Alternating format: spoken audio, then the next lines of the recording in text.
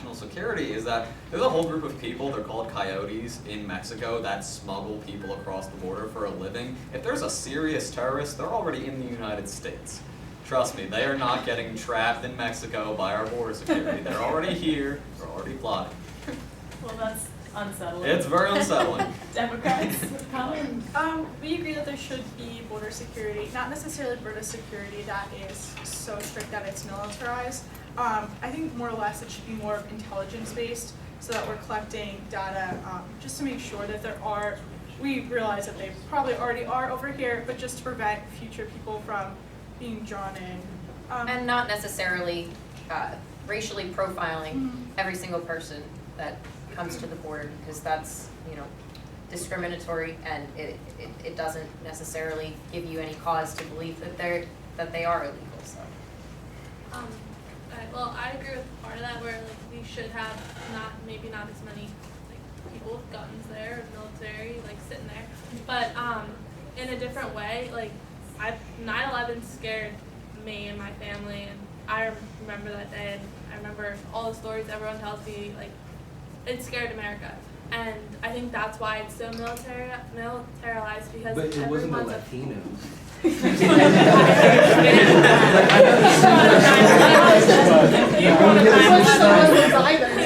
did say 9/11, which you brought that up.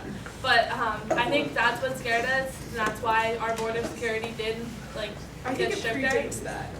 It did predate it, but that did make a lot of the laws did get changed when that happened, and it got a lot more military force was put on the borders. But they weren't necessarily appropriated correctly. They weren't, not to say to the wrong people, but it wasn't done in the right way. After 9/11, our borders were up with security, our airlines were all up with security, everything was made so that it was harder to get into the country because everyone was scared. SFL had a statement. Well, in terms of security, I'm not in favor of throwing away complete security, and in terms of terrorism, I am shocked that the United States has not seen any repercussions from Latin America and the intervention that happened between World War II and the 1990s, where they estimated 14 to 18 million people were killed because of U.S. intervention.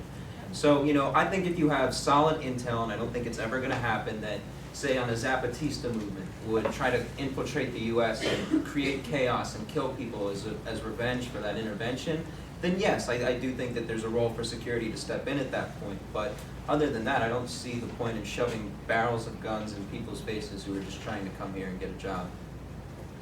Okay, we don't have time for too many more questions.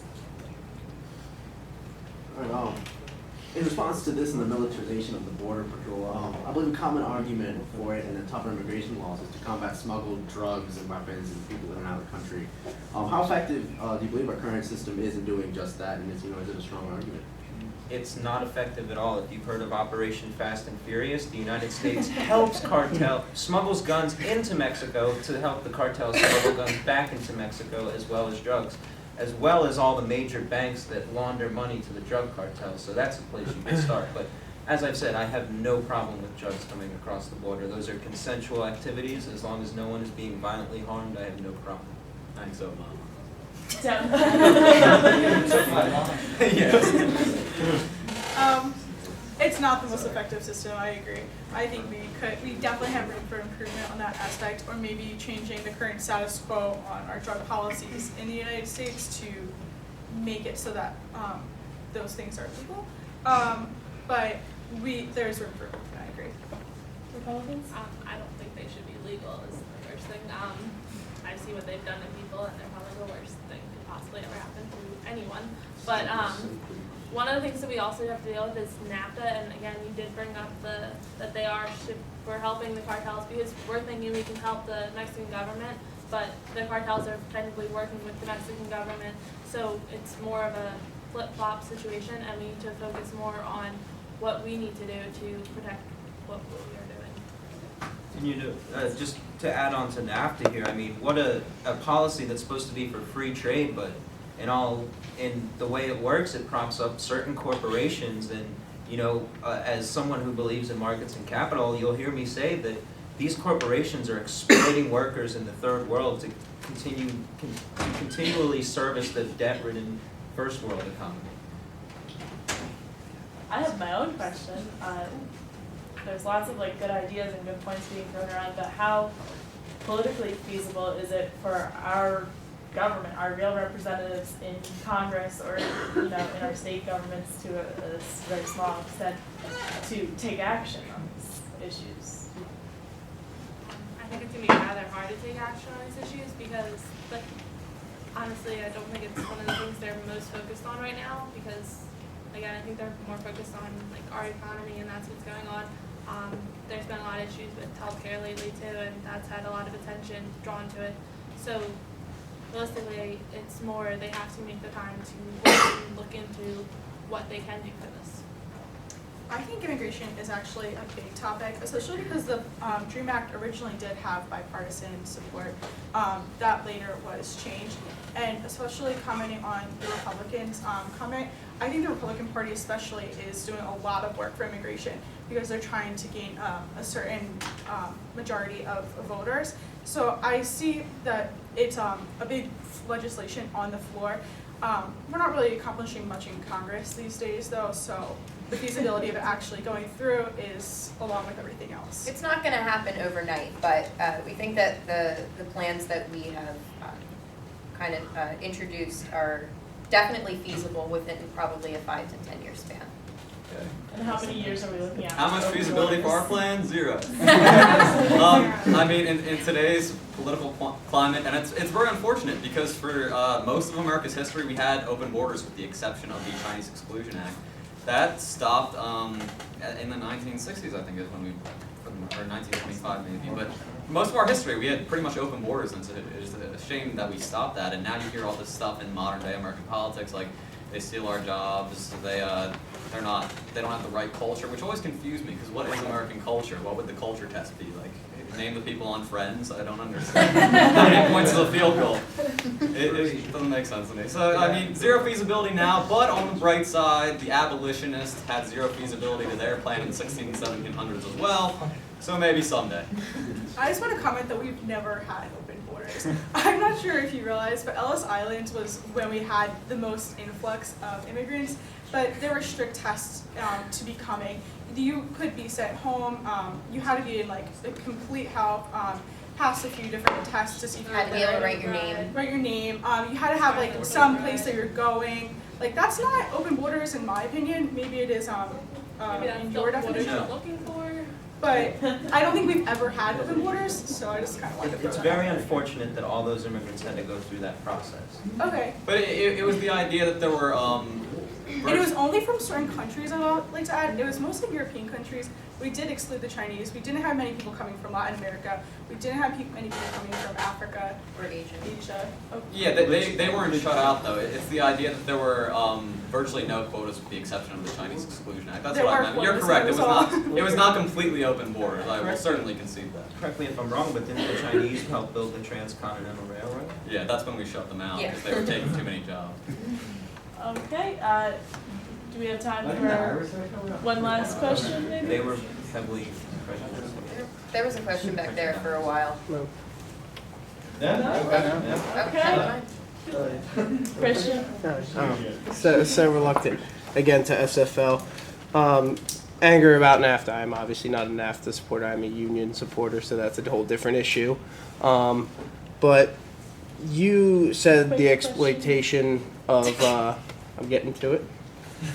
The exploitation of corporations. What makes that so different than bringing people to America and having them exploit them here? Just a little wage increase, but there's so many of them and the high turnover. My issue is it not just the same situation with a higher turnover To rate? me, it's exploitation because none of these corporations are concerned, like normal businesses in America, with producing goods for their consumers.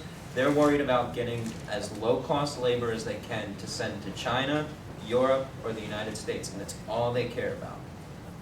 Yeah, so I mean, if there were workers in this country that came over that were working for low wages, I would highly question whether that's actually exploitation, because they're voluntarily doing it. A lot of these corporations use the governments of these countries they're going to basically let them do highly illegal and inhumane things and just turn a blind eye. I don't think letting immigrants that are willing to work for low wages in this country and have them work for the low wages is necessarily exploitation in the same sense as like degrading all the farmland in a country in South America just so you can, you know, have cows for McDonald's or something. I think they're two completely different issues. And can you call it free trade when China has a contract with Brazil to sell all of their products to them in terms of their food industry under the threat of Brazilian force, that if any of these companies try to sell elsewhere, they'll be met with violent force? Though what you said is arguably much less humane than what we have going on in our country for the most part, it is still a form of exploitation because for the most part, there is a gun to the head of the immigrant who's going and asking for a job. And even though they are willingly accepting the wage that the employer is offering them, they're still on the hook the entire time that they are in their employment. Because if they at any point they ask for a raise because, okay, maybe their family is growing, or maybe they're trying to, you know, buy a house or do whatever it is that they are trying to do, then they can say, oh, well, no, I'm not going to give you a raise, or maybe I'll just fire you and I'll call immigration. Yeah, and this is where we come to a point of agreement, like we said earlier in the debate, that this is why we want to make them legal as soon as possible, so that wouldn't be a threat anymore. Republicans, comment? Not really a comment for that. Okay. Do we want to do a closing statement from each group and then, You want me to go add something? just a summary of the arguments and anything you may have left out? Did we just go first? Did we go last in the opening? Yes. Okay, so here we go. Free immigration is a policy every American can and should support.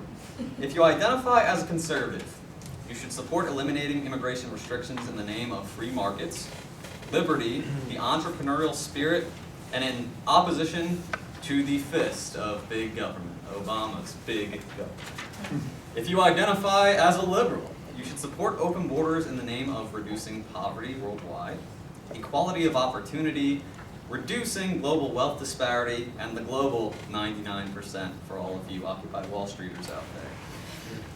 But all of us as Americans should support this policy in the name of the very principle America was founded on, that all people are created equal. Our original patriots rebelled against Britain because Britain was treating them, the American colonists, as lesser beings. Because of this, Thomas Jefferson drafted the words, "We hold these truths to be self-evident, that all men are created equal, and women, that they are endowed by their Creator with certain unalienable rights, that among these are life, liberty, and the pursuit of happiness." Immigration restrictions shut out a mountain of potential. People that could be doctors, performers, scientists that currently live in poverty and are not able to use their potential. People that just wish to improve their lives, as any of us would if we were in their situation. By eliminating immigration restrictions, we are simply showing that Americans do, in fact, hold those truths to be self-evident, that all people, from the United States to China to Haiti to Bangladesh, are born with these rights to life, liberty, and the pursuit of happiness. Thank you. You're going to be a wonderful politician one day. Thank you. And Chris. If I may just add on to the end of that very quickly, I think that this whole argument, as well as pretty much anything that has to deal with politics, comes down to one simple thing for me, is Republicans, how much violence are you willing to use against willing employees and employers that wish to come across borders? And secondly, to the Democrats, how much violence are you willing to use against immigrants who want to come here and work and not be bothered by taxes?